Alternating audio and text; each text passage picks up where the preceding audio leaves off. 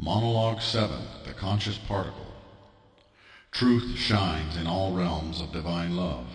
The light of truth is the revealing of the Aten, and Egypt's vain gods still oppose it. No spirit of man or false deity above the earth reaches the doorway of the highest place, or can pass through it into the most holy sanctuary without truth. And no righteous deed will win a human soul the right to stand before God, if error and illusion remains as a veil. Abodes of light, abodes of darkness, realms above and realms below, powers of selflessness and powers of selfishness. The airy world is as spheres within spheres, and there are circles of woe beneath the earth, and all things, degrees and opposites, as great spirits of light have their counterparts in darkness. Ravens of the dead and doves of the living, there are sanctuaries of the solar day and sanctums of the nether night. One might say that the lowest hell is at the center of the earth, or that it's on Pluto, and one might say that heaven, the one nearest to the earth, is in the ionosphere, or the sun. Yet in truth, the afterlife realms exist within the collective minds of man, even as mankind's gods, devils, and angels exists as thoughts given mental form. They exist as places of destination and realms of existence, and as entities that might be seen and met when not in a body, and yet they are nowhere in the physical sense. Millions of people without physical forms are ever transisting the ladders of life and death, born and dying, and mortal eyes see nothing but babies and corpses. Indeed, the realms of mind and spirit take up zero physical space. Within ornacular spheres, worlds of manifest imagination, dwell the dead, as minds without bodies, save bodies of mental substance. Your reality is a box, with heavens and hells, and the real begins beyond its confines. Planets, stars, and the void itself, there is so much space, so little apparent life. Yet all are teeming with races, peoples, species both profane and profound, at a level of perception that is out of phase and out of sync with human time-space consciousness, and all within the same box.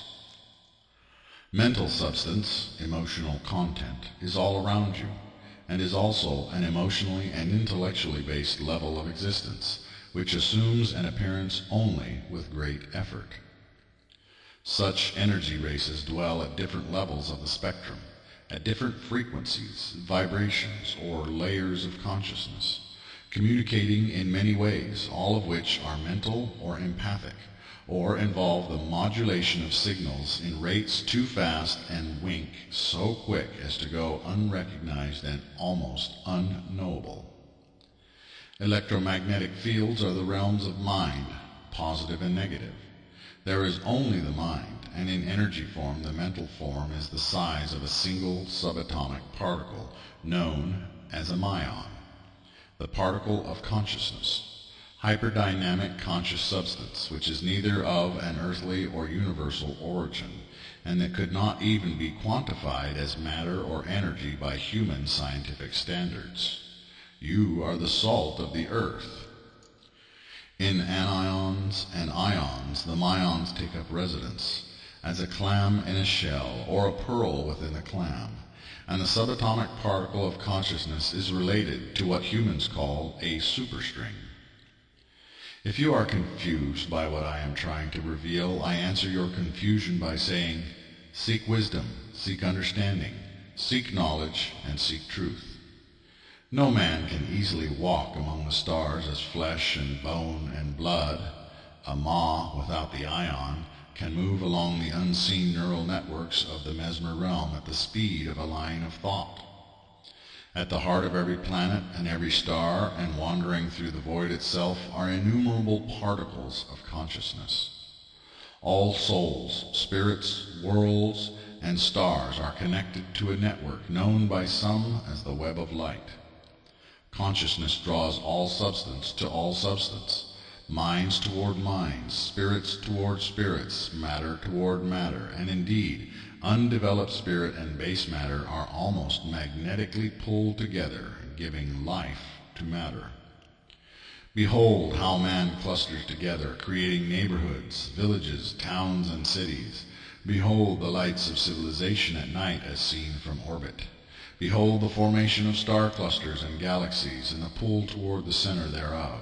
And know that the stars are older than the planets. They came first, as did their races. All Maions are connected in a chaotic, hyperdynamic, and ever-shifting, maze-like and literal webwork of mental substance. Minds gather and unite in common visions, and those collective visions take on lives of their own. Where is heaven? Within yourself lives your heaven, and that personal heaven is similar to heavens within a vast host of other minds. And a shared vision of heaven assumes form in the mental world and is governed by a prince, chief intelligence, or a power. One man's heaven is another man's hell. One man's God is another man's devil. And gods are powerful minds and wills and expressions that are shared by a collection of lesser minds, wills, and expressions. If you worship by your thoughts, words, and actions any unholy or low thing, as such you serve a vanity. If you worship by your words, actions, and thoughts, nature, or a scholarly thing, as such you serve a being called an elder. If you worship by your words, actions, and thoughts a holy thing, as such you serve the Lord of the angelic or solar realms, the realms of divine love. Note 1. Aten or Aton was the central deity of an ancient form of monotheism, the worship of one God. It was not so much a person as the source of all spiritual light and the true sun of the universe. Note 2. Collective is a term meaning a group perspective or a group of minds or even computers that are interlinked. Collective can be individual minds, telepathically interconnected, or it can mean a group of minds that merge as one mind in a single pool. Note 3. Ornacular is a word given by the Holy Spirit, and its exact meaning has not been revealed. By picking the word apart, I have come to believe that it means bird's eye view, or a realm that is above the earth from which one might have a bird's eye view. Note 4. Maion is a word given by the Holy Spirit, its exact pronunciation unknown, which refers to a superstring, theoretical physics term for the smallest particle. Yet Maions are not merely superstrings, but are conscious or data-collecting particles. Later discussions indicate that Maions do not naturally have a capacity for emotions or even a personality of their own, but merely act as data storage and data seekers, slowly evolving into consciousness or sentient awareness over time. They are innately drawn to life forms and matter and embed themselves in matter like symbiotic parasites. Even I am confused by how this works or what their full nature is, and can only comprehend the idea on a very basic level. I leave it to greater minds than mine to consider the full scope of such a concept. They have an interdependent relationship with the electromagnetic fields of the universe and are in the writings from outside the universe. Having only a very minimal understanding of quantum mechanics and theoretical physics, I do not fully understand Maions. Note 5. Mesmer is again a term generated by the Holy Spirit, and I can only guess at its meaning. My guess is that it refers to a mental plane of existence. Note 6. The web of light seems to refer to an interconnection between all planets, stars, and life forms throughout the universe, or maybe just the galaxy, like the neural pathways of the brain, along which thought forms, spirit souls without bodies, can move and travel.